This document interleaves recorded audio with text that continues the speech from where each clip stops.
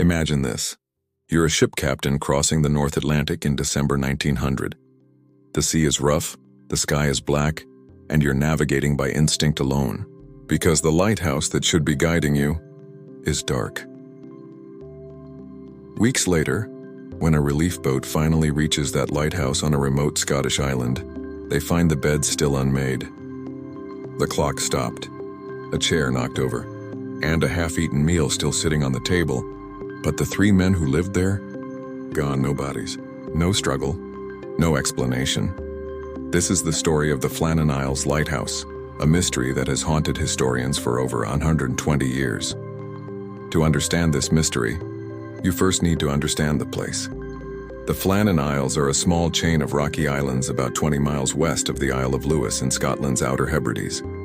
They're also known as the Seven Hunters, a name that should tell you everything about how sailors felt about these waters. The largest island is called Eilean Moor, Big Island in Scottish Gaelic, though at just 40 acres, it's not exactly spacious. In 1899, the Northern Lighthouse Board built a 75-foot lighthouse on Eilean Moor. The man who designed it was David Allen Stevenson, and yes, that's the same Stevenson family that gave us the author Robert Louis Stevenson.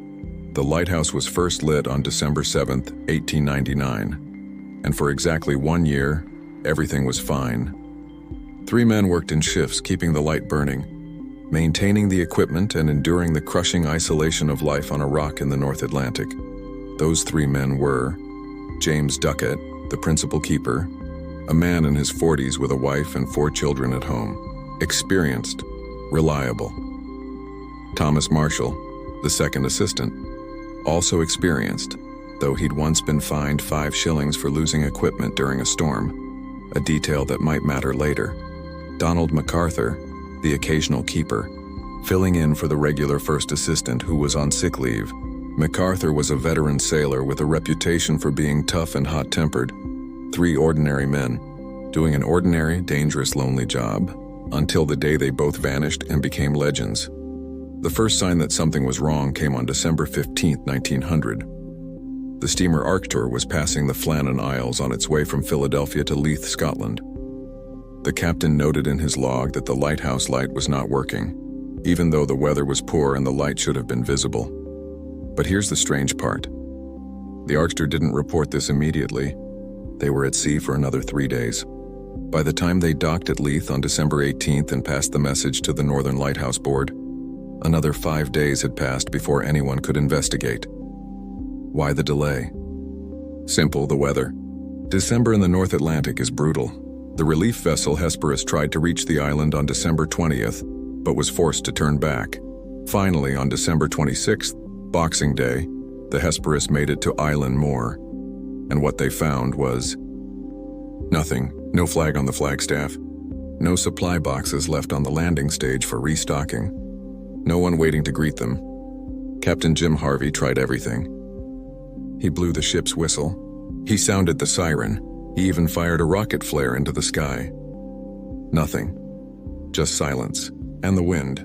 So Harvey sent a boat ashore with a man named Joseph Moore, a relief keeper, who was supposed to rotate onto the island.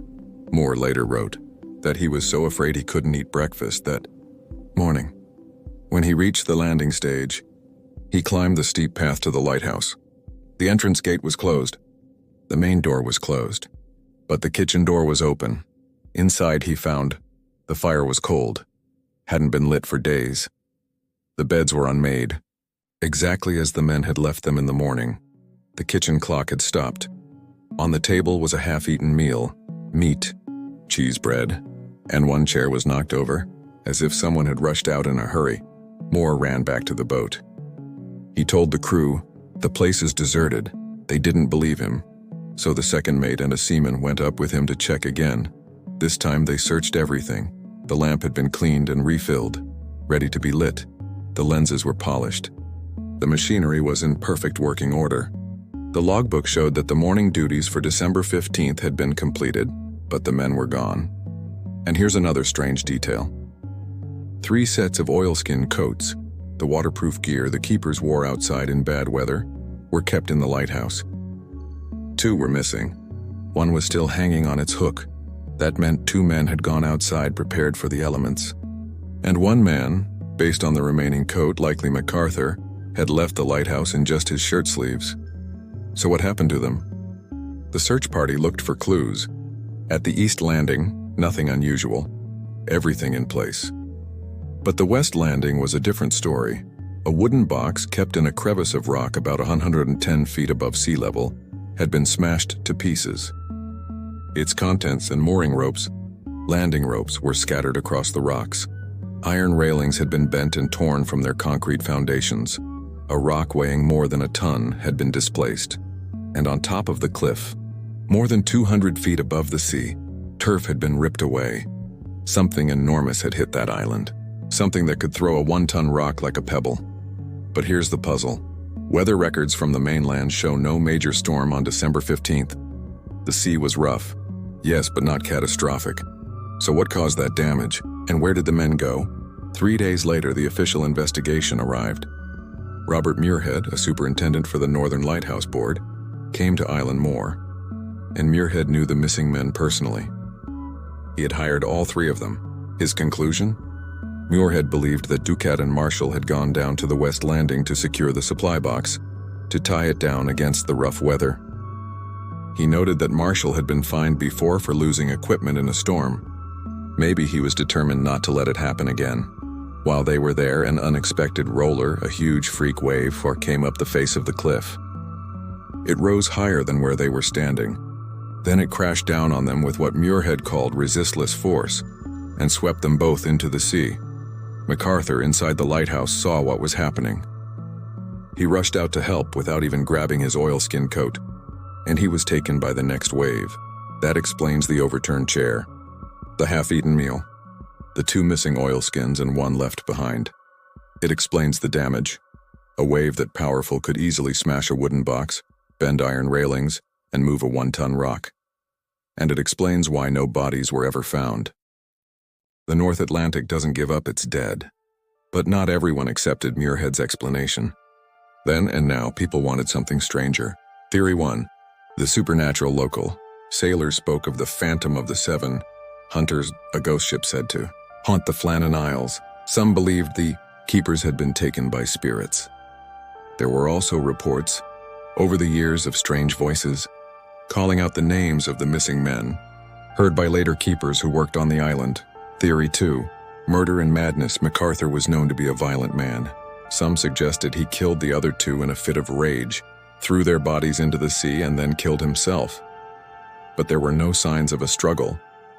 No blood, and MacArthur's coat was still inside, suggesting he left the lighthouse before he could put it on. That doesn't fit a premeditated murder. Theory 3. The fake logbook entries. Years after the disappearance, a story emerged that the lighthouse logbook contained bizarre entries. According to this account, Marshall wrote on December 12th, "Severe winds, the likes of which I have never seen before in 20 years. Ducat is quiet. MacArthur is crying." And on December 13th, storm still raging. We are all praying. Then on December 15th, storm ended. Sea calm, God is over all. The problem? These entries never existed. Historians have checked the original logbooks. There's no record of any of this. Someone invented them to make the story more mysterious. So where does that leave us? The official verdict, a roller wave swept the men to their deaths, is the most logical explanation. It fits the physical evidence. It explains the damage. It explains the missing oilskins and the overturned chair. But here's what still bothers people. Why were all 3 men outside at the same time? Northern Lighthouse Board rules explicitly stated that 1 keeper must always remain in the lighthouse. They broke that rule. Why? And why did MacArthur rush out without his coat? Was he trying to save his friends? Or did he see something so urgent that he didn't have time to grab it? The truth is, we'll probably never know for certain. The 3 men, James Ducat, Thomas Marshall, and Donald MacArthur, left their families, their homes and their lives on that remote island in December 1900, and the North Atlantic took their secrets with it. But the mystery lives on. The Flannan Isles. Lighthouse was automated in 1971. One has lived there since. But on stormy nights, locals say, you can still see the light flashing across the water, as if the 3 keepers never really left. What do you think happened? Was it a freak wave? A ghost ship? Something else entirely? Let me know in the comments. And if you want to hear more mysteries from history, the ones that don't have easy answers, hit subscribe. Because the past is full of doors that were meant to stay closed. But sometimes, we open them anyway. I'll see you in the next episode.